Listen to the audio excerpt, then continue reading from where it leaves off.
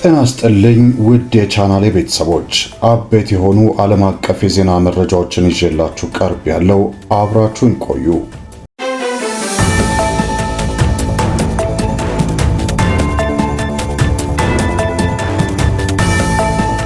አሜሪካ በሚኒሶታ የውሃ ስርዓቶች ላይ ከደረሰው የሳይበር ጥቃት ጀርባ ኢራን ሳትኖር አትቀርም ብላ እንደምታምን ተገለጸ። በስዊስ ካናል አቅራቢያ የተሰነዘረው የድሮን ጥቃት እየሰፋ ባለው ጦርነት ውስጥ አዲስ የደህንነት ስጋት ደቅኗል። እነዚህንና ሌሎችን መረጃዎችን አብረን እንሰማለን። ለዚህ ቻናል አዲስ ከሆናችሁ ሰብስክራይብ በማድረግ ሁልጊዜም ወቅታዊ የሆኑ ዓለም አቀፍ ዜናዎችን እንድታገኙ ከወዲሁ ግብዣን አቀርባለሁ።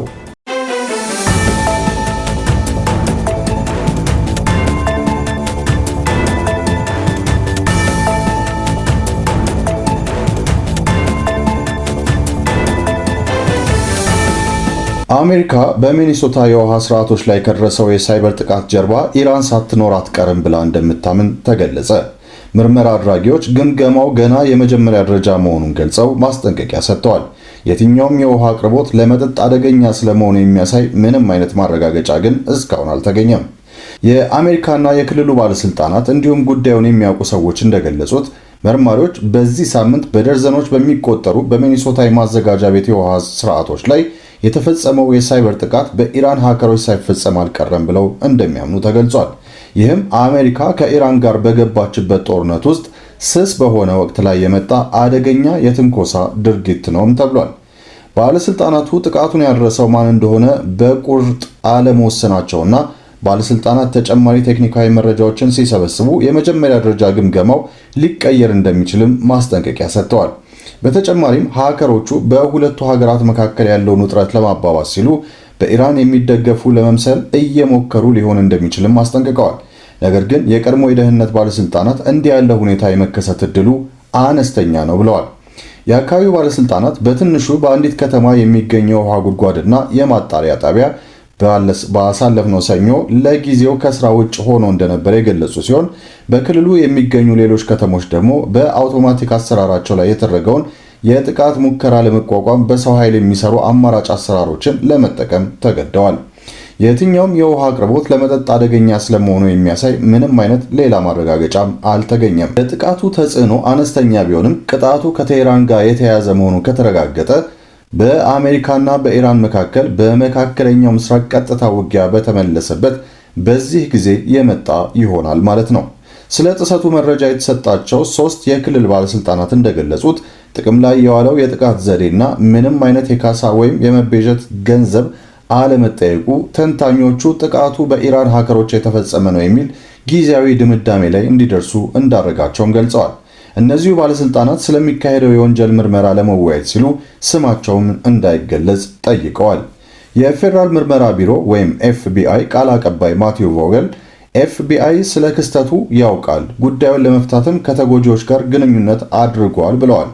ቢሮ ግን ተጨማሪ አስተያየት ለመስጠት ፈቃደኛ አልሆነም። ምርመራው በቀጠለበት ወቅት የቀድሞ ባለስልጣናትና የሳይበር ደህንነት ባለሙያዎች በኢራን እጅ እንዳለበት የሚደረገው ጥርጣሬ እየተጠናከረ እንደሚሄድ እንደሚጠብቁም ተናግረዋል። በውጭ ሀገራት መንግስታት ይፈጸማሉ ተብለው የሚጠረጠሩ የሳይበር ጥቃቶች ላይ የሚደረጉ ምርመራዎችን በበላይነት ይመሩ የነበሩት የቀድሞ የኤፍቢአይ ከፍተኛ ባለስልጣን ሲንቲያ ካይሰር አብዛኛዎቹ የመጀመሪያ ደረጃ ጥቃቱን ወደ አንድ አካል የማስጠጋት ግምገማዎች እውነት ሆነው ይገኛሉ ብለዋል። በዚህ አጋጣሚ በርካታ ጠቋሚዎች ወደ ኢራን ያመለክታሉ ያሉት ሚስ ካይሰር ይህም ጥቃቱ ከፋይናንስ ጥቅም ይልቅ መስተጓጎል ላይ ያተኮረ ይመስላል። እንዲሁም ቴህራን በቅርቡ የአሜሪካን የውሃ አቅርቦት ላይ ኢላማ ለማድረግ ፍላጎት ማሳየቷንም ያካትታል ብለዋል። የሚኒሶታ ዋነኛ የመረጃ ደህንነት ኦፊሰር ጆን እስራኤል እንደተናገሩት ሃከሮቹ በመጀመሪያ እሁድ ዕለት በተደረሰበት የጥሰት አካል በክልሉ ውስጥ የሚገኙ ወደ 36 የሚጠጉ የማዘጋጃ ቤት የውሃ ስርዓቶችን ኢላማ አድርገዋል። የመጀመሪያው ሪፖርት እንደ ሚኒሶታ ባሉ ተመሳሳይ ተጋላጭነት ያላቸው የማዘጋጃ ቤቶች ጥንቃቄ እንዲያደርጉ የክልሉ ባለስልጣናት ማስጠንቀቂያ እንዲሰጡም አድርጓቸዋል። ይህም ፈጣን ምላሽ ለመስጠት አስችሏቸዋል ሲሉ አቶ እስራኤል ተናግረዋል። ሃከሮቹ በማዘጋጃ ቤት መንግስት የሚጠበቁ የውሃ ግድቦችን በሩቅ ሆኖ ለማስተዳደርና ለመቆጣጠር የሚያገለግሉ የመሰረተ ልማት ስርዓቶችን ኢላማ አድርገዋል። እሳቸው ሲናገሩ ሚኒሶታ ይህንን ቀድመው ካወቁት መካከል አንዷ ነች። ነገር ግን ይህ ተመሳሳይ የዛቻ እንቅስቃሴ በመላ ሀገሪቱ በሚገኙ ሌሎች ክፍላተ ሀገራት ውስጥም ሳይከሰት እንዳልቀረ እያየን ነው ብለዋል። ሚስተር እስራኤል እስከ ረቡዕ ከሰዓት በኋላ ድረስ ከጥሰቶቹ መካከል የውሃ መበከልን ወይም የውሃ አቅርቦት መቋረጥን የሚያሳይ ምንም አይነት ማረጋገጫ አለመኖሩንም ተናግረዋል። ኢራን ጦርነቱን በፌብሩዋሪ ከተጀመረ ወዲህ በአሜሪካ ላይ ያቀናበረችውን የሳይበር ጥቃት በከፍተኛ ሁኔታ የጨመረች ቢሆንም የተሳካላት ግን በትንሹ ነው። ከነዚህ መካከል አንድ የተለየ ክስተት ባለፈው ማርች ወር ስትራይከር በተባለው ዋና የሕክምና መሳሪያዎች አቅራቢ ኩባንያ ላይ የተደረገው ሀክ ሲሆን ይህም ኩባንያው ሙሉ በሙሉ ለጊዜው ስራ እንዲያቆም አድርጎ ነበር። በኢራን በኩል በአሜሪካ ላይ የተካሄዱት ሌሎች የሳይበር እንቅስቃሴዎች ከአስደንጋጭነታቸው ይልቅ የማበሳጨት ባህሪያቸው ያመዝናል። ለምሳሌ ከኢራን የስለላ ድርጅት ጋር ግንኙነት ያለው ቡድን ከኤፍቢአይ ዳይሬክተር ካሽ ፓቴል የግል አካውንት የተሰረቁ ኢሜይሎችን እና ፎቶግራፎችን ይፋ ማድረጉን ኃላፊነቱን ወስዶ ነበር። የሳይበር ደህንነትና የመሠረተ ልማት ኤጀንሲ CISA ጊዜያዊ ዳይሬክተር ኒክ አንደርሰን ረቡዕ ዕለት እንደተናገሩት ኤጀንሲው በአካባቢው አገልግሎቶች ላይ ተጽዕኖ የሚያሳድሩ በርካታ ሊከሰቱ የሚችሉ ክስተቶች እንዳሉም ያውቃል። አንደርሰን ጥቃቱን ያደረሰው ማን እንደሆነ አስተያየት አልሰጡም። ነገር ግን የሚኒሶታ ጥቃት ከመጀመሩ ጥቂት ቀናት ቀደም ብሎ በኤጀንሲው የተሻሻለውን የሳይበር ደህንነት ማስጠንቀቂያ ጠቅሰዋል። ማስጠንቀቂያው ከኢራን ጋር ግንኙነት ያላቸው የሳይበር አካላት በአሜሪካ የሚገኙ ወሳኝ መሠረተ ልማቶችን ማለትም የውሃና የፍሳሽ ቆሻሻ ማስወገጃ ስርዓቶችን ጨምሮ ረብሻ ለመፍጠር የክዋኔ ቴክኖሎጂ መሳሪያዎችንም ለመጠቀም እየሞከሩ እንደሆነም አስጠንቅቆ ነበር። የሳይበር ደህንነት ባለሙያዎች አሮጌና በቂ በጀት የሌላቸው የአሜሪካ የውሃ ስርዓቶች ለዲጂታል መስተጓጎል የተጋለጡ መሆናቸውን ሲናገሩ ቆይተዋል። ሚኒያፖሊስ በሰሜን 65 ማይል ርቀት ላይ የምትገኘው የብራሃም ትንሹ ከተማ ከንቲባ ጆርጅ እንደተናገሩት የህዝብ ስራዎች ሰራተኞች በሰኞ ማለዳ ለከተማዋ የውሃ ግንብ ውሃ የሚያቀብለውን ጉድጓድ ችግር እንደገጠመው አስተውሏል። ጆርጅ በሰጡት መግለጫ የህዝብ ስራዎች ሰራተኞች የተጎዳውን ስርዓት ለይተው አውጥተዋል፣ ተጠባባቂ መፍትሄንም መልሰዋል፣ እንዲሁም በ90 ደቂቃ ውስጥ ፋብሪካውን እንደገና አስጀምረዋል ብለዋል። ከተማዋ ለአጭር ጊዜ ያህል ነዋሪዎች ውሃ እንዲቆጥቡ ያሳሰበች ቢሆንም ያንን ማስጠንቀቂያ በፍጥነት አንስታለች። ጆርጅ ሲጽፉ በወሳኝ የህዝብ መሠረተ ልማት ላይ የተደረገው ይህ ጥቃት በሴንት ፖል ላሉ ፖሊሲ አውጪዎች ማስጠንቀቂያ ሊሆን ይገባል ብለዋል። የሚኒሶታ የአካባቢ መንግስታት አስፈላጊ ስርዓቶችን ከውጭ ጠላቶችና ውስብስብ ወንጀለኞች የመጠበቅ ኃላፊነት አለባቸው። ይህንንም የሚያደርጉ ብዙ ጊዜ በወሰንተኛ ሰራተኞች፣ በአሮጌ ቴክኖሎጂና በቂ ባልሆነ ሀብት ነው ሲሉም ገልጸዋል። መረጃው የዘ ኒውዮርክ ታይምስ ዘገባ ነው።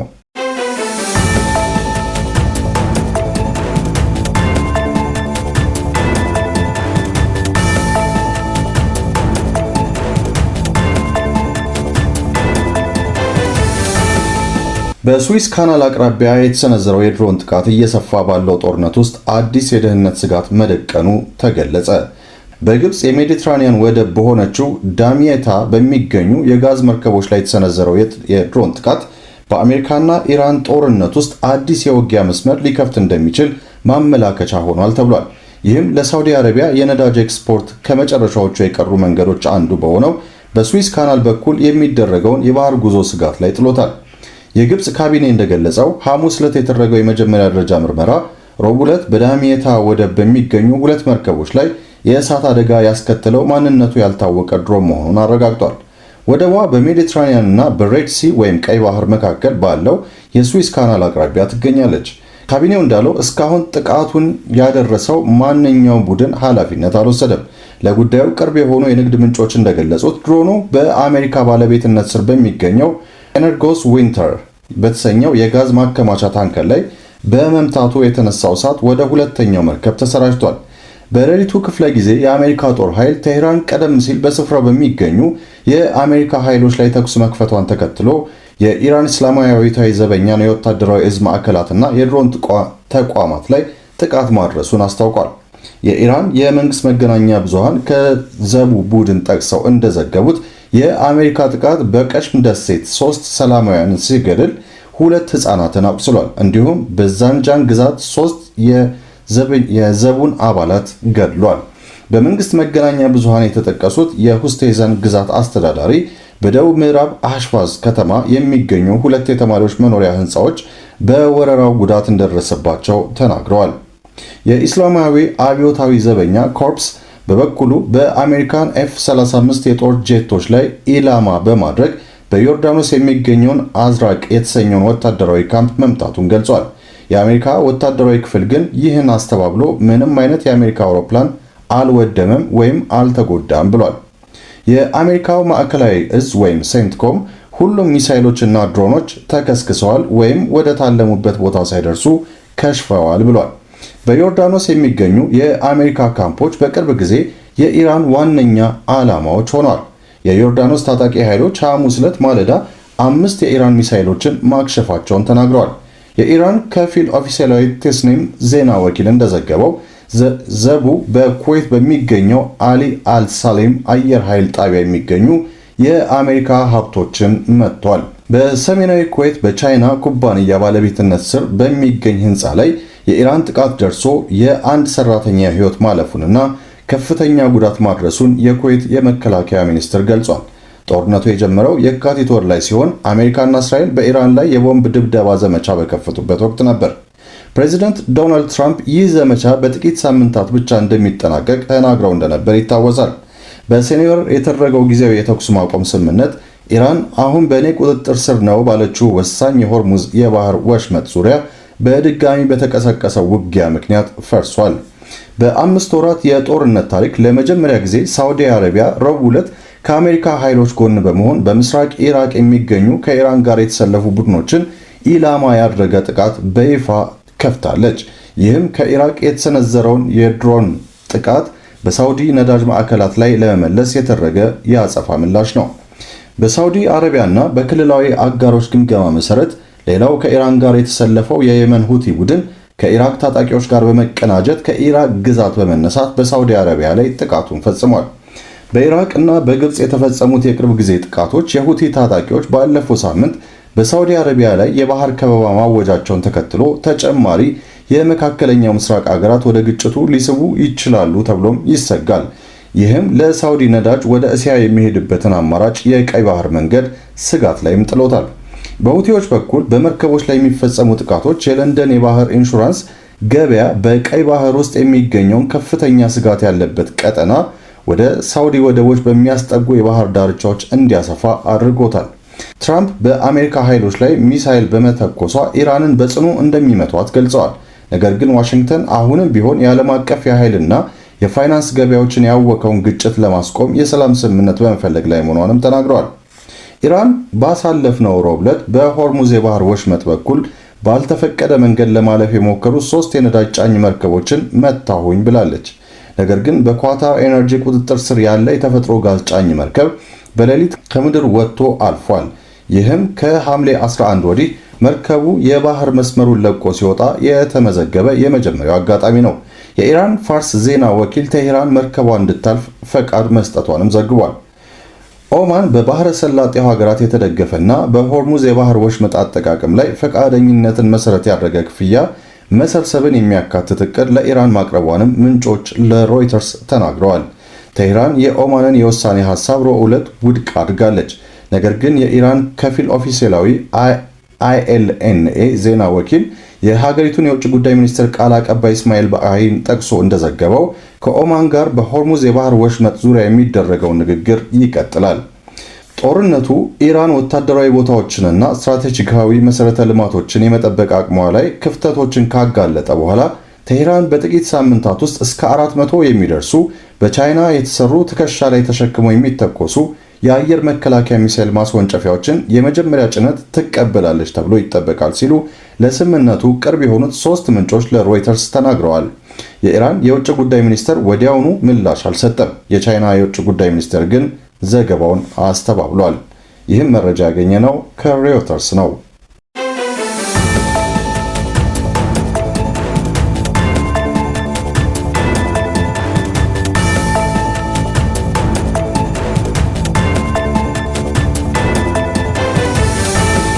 በመጨረሻም አሜሪካ በኢራን ላይ ከባድ ማዕበል ያለው አዲስ ጥቃት ሰንዝራለች። የኢራን የመገናኛ ብዙሃን በቀሽም ደሴት በተፈጸመው የቅርብ ጊዜ የአሜሪካ ጥቃት ባልና ሚስትና የ2 ዓመት ልጃቸው መገደላቸውን ዘግበዋል። አሜሪካ ከቀደመው ዕለት የኢራን በወታደሮቿ ላይ የተፈጸመውን ሚሳኤል ጥቃት ተከትሎ ከ5 ምሽቶች እረፍት በኋላ በኢራን ላይ ከባድ ማዕበል ያለው ጥቃት መሰንዘሯ ተገልጿል። We begin with breaking news from the Middle East. The US military says it's carried out a fresh wave of strikes against Iran in response to recent attempted Iranian attacks on US forces. US Central Command said dozens of Islamic Revolutionary Guard Corps targets had been hit, including command centers, missile and drone facilities and maritime capabilities. Iranian media reported that the islands of Qashem and Abadan were among the areas hit. Both are centers of the oil industry. Iran has continued its attacks. The Jordanian military says it shot down 5 missiles on Thursday. የአሜሪካ ወታደራዊ ማዕከላዊ እዝ ወይም ሴንትኮም እስከ ሮብ ምሽት 4 ሰዓት ወይም በምስራቅ አሜሪካ ሰዓት አቆጣጠር ማለት ነው ወይም በሐሙስ 2 ሰዓት ድረስ በኢራን ላይ የተካሄደውን ከባድ ጥቃት በስኬት አጠናቋል ብሏል። ኤጀንሲው ጥቃቱ የተፈጸመው ከአንድ ቀን በፊት በዮርዳኖስ በሚገኘው የአሜሪካ ጦር ሰፈር ላይ በነበሩ የአሜሪካ ኃይሎች ላይ ኢራን ላደረሰችው ጥቃት ምላሽ ለመስጠት እንደሆነም ገልጿል። የኢራን መገናኛ ብዙሃን በቅርቡ በተፈጸመው ጥቃት 3 ሲቪሎች መገደላቸውን ዘግበዋል። የኢራን እስላማዊ አብዮታዊ ዘበኛ ኮርፕስ ወይም IRGC በበኩሉ በአሜሪካ የሚሳኤል ጥቃት 3 የአባላቱ አባላት መገደላቸውን ተናግሯል። ከአሜሪካ ጥቃት በኋላ ዮርዳኖስና ኩዌት በግዛታቸው ላይ የኢራንን ጥቃት በሐሙስ ዕለት እንደደረሰባቸው ገልጸዋል። ኩዌት አንደኛ ሰው መሞቱን ተናግራለች። ሴንትኮም በኤክስ ወይም በትዊተር ገጹ ላይ ባወጣው መግለጫ መሰረት ጥቃቶቹ ወታደራዊ የቁጥጥር ማዕከላትን፣ የሚሳኤልና የድሮን ተቋማትን፣ የባህር ዳርቻ ክትትልና የመከላከያ ቦታዎችን እንዲሁም የባህር ላይ አቅሞችን ጨምሮ በደርዘን የሚቆጠሩ የIRGC ኢላማዎችን መምታቱን ገልጿል።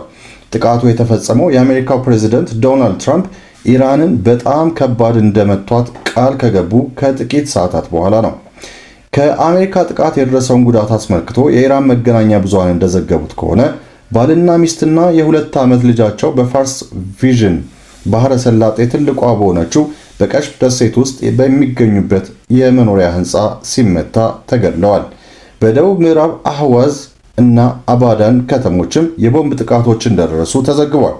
በከፊል የመንግስት የሆነው ቴስኒም የዜና ወኪል በከተማዋ በተፈጸመው ጥቃት ምክንያት በአህዋዝ የመብራት መቋረጥ እንደተከሰተም ዘግቧል። ከተማዋ በኢራን በነዳጅ የበለጸገችውን የሁዜስታን ክፍለ ሀገር ውስጥ የምትገኝ ናት። በሁዜስታን የደህንነት ምክትል ሚኒስቴር ለኢራን ብሔራዊ ቴሌቪዥን ጣቢያ IRIB እንደተናገሩት የአሜሪካ ኃይሎች በአባዳን ውስጥ የሚገኙ የተወሰኑ ቦታዎችን ኢላማ አድርገዋል። በተጨማሪም በደቡባዊ ቡሽሄር ክፍለ ሀገር እንዲሁም በደቡብ ምዕራብ ፋርስ ክፍለ ሀገር በሚገኙት ካዜሩን እና ፋራሽባንድ ከተሞች ጥቃት መፈጸማቸው ተዘግቧል። ከቴህራን የዘገበው የአልጀዚራው ረሲል ሳርዳር አታሽ እንደተናገሩት እነዚህ የቅርብ ጊዜ ጥቃቶች በተለይም በፋርስ ባህረ ሰላጤና በሆርሙዝ የባህር ሰርጥ አቅራቢያ በሚገኙት የኢራቅ የደቡባዊ ክፍለ ሀገራት ላይ ያተኮሩ ናቸው። ይህም አሜሪካ በቅርቡ ባካሄደችው የ13 ቀናት ዘመቻ ወቅት ከተፈጸሙት ጥቃቶች ጋር ተመሳሳይ ነው። አሜሪካ በኢራን ላይ ለ2 ሳምንት ያህል በየምሽቱ ታካሄድ የነበረውን ጥቃት አርብ ዕለት አቁማ ነበር። የIRGC አባላት የዋሽንግተን ዛቻ እስከቀጠለ ድረስ የቴህራን መቋቋም እንደሚቀጥል በመግለጽ ዛሬ ምላሽ ለመስጠት ቃል ገብተዋል።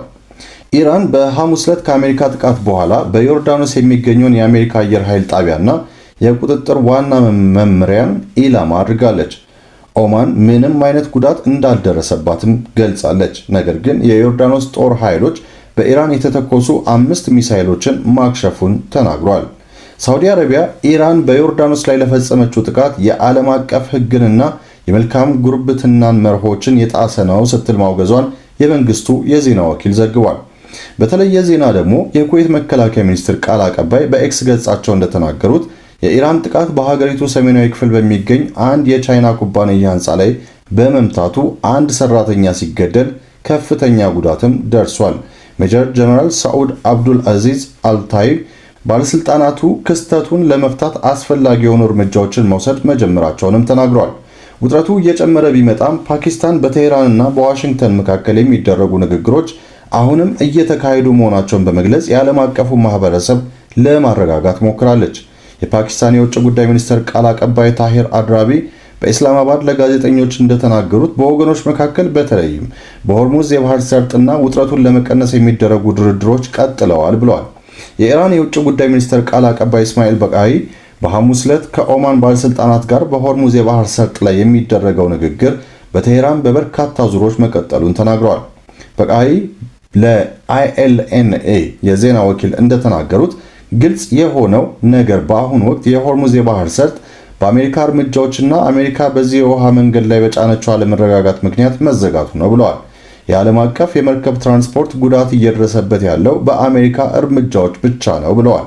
ሁኔታው በአውሮፓውያን አቆጣጠር ማርች 28 የተጀመረውና በልዩ ልዩ መልኩ የቀጠለው የአሜሪካና እስራኤል ወታደራዊ ወረራ ውጤት መሆኑንም ተናግሯል። በቃይ በኢራን መርከቦች ላይ የተፈጸሙ ጥቃቶችን፣ የወደቦችና የመሸጋገሪያ መንገዶች ህገወጥ እገዳንና በኢራን ላይ የሚፈጸሙ ተከታታይ ጥቃቶችን ጠቅሰዋል። ተንታኞች በዚህ ወር መጀመሪያ ላይ በሁለቱ ሀገራት መካከል በተፈጠረው የጋለ ግጭት ምክንያት ዲፕሎማሲያዊ መፍትሄ ማግኘት አሁንም ይቻላል ወይ የሚለውን ጥያቄ መጠየቅ ጀምረዋል። ብራን ኔትወርክ ወይም ሬን ኔትወርክ የደህንነት ስጋት ተንታኝ ድርጅት የሰሜን ምስራቅና መካከለኛው ምስራቅ የቅርብ ጊዜ ተንታኝ የሆኑት ራያን ቦል አሜሪካ ሁለት ሊሆኑ የሚችሉ የውጥረት ማባባሻ አማራጮች እንዳሏት ተናግረዋል። እሳቸው ሲናገሩም የመጀመሪያው አሜሪካ ባለፈው አርብ በፊት ታደርግ የነበረው መደጋገም ነው። ይህም ኢራን በሆርሙዝ ላይ ያደረገችውን እገዳ በተመለከቱ ኢላማዎችና መሰረተ ልማቶች ላይ ማተኮር ነው ብለዋል። ወይም ፕሬዚደንት ትራምፕ ደጋግመው ሲያጤኑት የነበረውን ወደ ድልድዮችና የኃይል ማመንጫ ጣቢያዎች የጥቃት አማራጭ ማሳደግ ሊሆን ይችላል። አሜሪካ ኢራን በሆርሙዝ የባህር ሰርጥ ላይ ያላትን ቁጥጥር ለማስቆም ፍላጎት አላት። በዚህ መስመር አብዛኛው የዓለም የነዳጅ ትራንስፖርት ያልፋል። ቀደም ሲል ኢራን በውሃ መንገዱ ላይ የመርከብ እንቅስቃሴን በጋራ ለማስተዳደር ከኦማን የቀረበላትን ሐሳብ ውድቅ አድርጋለች። የአሜሪካ የፋይናንስ ሚኒስትር በረቡዕ ዕለት በሁለት የኢራን ኩባንያዎች ላይ አዲስ ማዕቀብ መጣሉን አስታውቋል። ኩባንያዎቹ የንግድ መርከቦች በሆርሙዝ በኩል ለማለፍ የኢንሹራንስ ዋስትና እንዲገዙ ለሚያስገድደው የአይአርጂሲ ጥረት አጋዥ ናቸው ብለዋል። የፋይናንስ ሚኒስትሩ ስኮት ቤሰንት በኤክስ ገጻቸው ላይ ሲጽፉ የዩናይትድ ስቴትስ ኢራን የዓለምን ንግድ እንድትታደግ ወይም የዓለም አቀፍ የመርከብ እንቅስቃሴን ለአይአርጂሲ ሽብርተኝነት፣ ጥቃትና ጭቆና ፋይናንስ ለማድረግ እንድትጠቀምበት አትፈቅድም ብለዋል። ሴንትኮም የቅርብ ጊዜ ጥቃቶቹ ኢላማቸው በኢራንና በወኪሎቿ በአሜሪካ ኃይሎች በንግድ መርከቦችና በጎረቤት የባህር ወሽመጥ ሀገራት ላይ የሚሰነዘሩ ስጋቶችን የበለጠ ለመቀነስ እንደሆነም ተናግሯል። የቀድሞ የፔንታጎን ባለስልጣን ዴቪድ ዴስትሮስ ሮቼስ ለአልጀዚራ እንደተናገሩት የቅርብ ጊዜው የአሜሪካ ጥቃት በጣም አጥጋቢ ጥቃት አልነበረም ሲሉ ትራምፕ ምናልባት ነገሮችን ተመጣጣኝ ለማድረግ ወይም ለዲፕሎማሲያዊ ዕድሎች ክፍት ለማድረግ እየሞከሩ ሊሆን ይችላል ብለዋል። መረጃው የተገኘው ከአልጀዚራ ዜና ነው።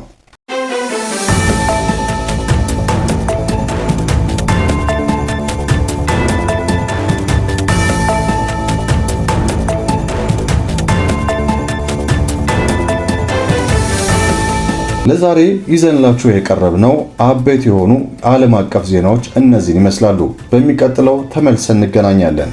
ይህ ሰሞነኛ ነው።